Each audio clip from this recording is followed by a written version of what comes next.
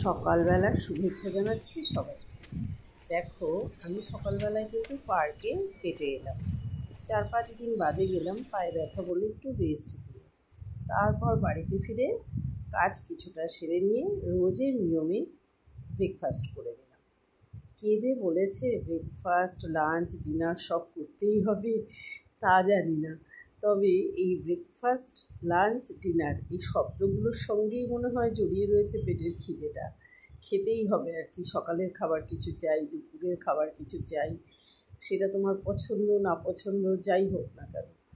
আজ আমরা খেলাম স্যান্ডউইচ। ছোটো ছেলে স্যান্ডউইচ খেতে চেয়েছিল, তাই একটু অমলেট করে ব্রেডও এনে দিল, আর মেয়োনিজ, চিজ এগুলো ঘরেই ছিল। চটপট একটু স্যান্ডউইচ বানিয়ে খেয়ে নিলাম আমরা দুজনে। Good morning friends. আমি দেখো আজ একটু রেডি হয়ে বেরিয়ে পড়েছি, চলে এসেছি রাসবিহারীতে। রাসবিহারীর এই রাস্তায় একটা সময় ছিল যখন প্রায় প্রত্যেক দিন মনে হয় আসা যাওয়া করতাম। ছেলেরা তখন পড়তো নবরানন্দায়। আর এখন মনে হচ্ছে প্রায় 1-1.5 বছর বাদে এই রাস্তাটায় আমি ঢুকলাম। আমি এসেছি কিছু জ্যাকেটের চেনগুলো ঠিক করাতে। তার জন্যে এখান থেকে অনেক আগে করতাম, ভেবেছি কিছু পাল্টে গেল হয়তো, দেখলাম যে না, সব একই রকম আছে। তারপর ঢুকে গেছি চশমার দোকানে। এখান থেকেই আমি আমার চশমা বানাই। একটু কাদা করছিলাম, এক একটা চশমা পরে একটু দাঁড়িয়ে দাঁড়িয়ে দেখছিলাম কেমন লাগে। এগুলো চশমা না, এগুলো হচ্ছে সানগ্লাস, খুব বড় বড়। একটুও আমাকে ভালো লাগছিল না। এইগুলো সমস্ত দেখে আমি আমার ছেলের জন্যে, আমার বরের জন্যে, আমার জন্যে সবার চশমাগুলো বানাতে দিলাম। দিয়ে ওখান থেকে চটপট করে বাড়ি চলে এলাম, কারণ আমি তো না খাওয়া দাওয়া করে 11টার সময় বেরিয়ে গিয়েছিলাম। সব কাজ সেরে বাড়ি আসতে আসতে প্রায় 2:30টা বেজে গেল। আজ উচ্ছে ভাজা, ভেন্ডি চচ্চড়ি, রুই মাছ, অনেক কিছু হয়েছে।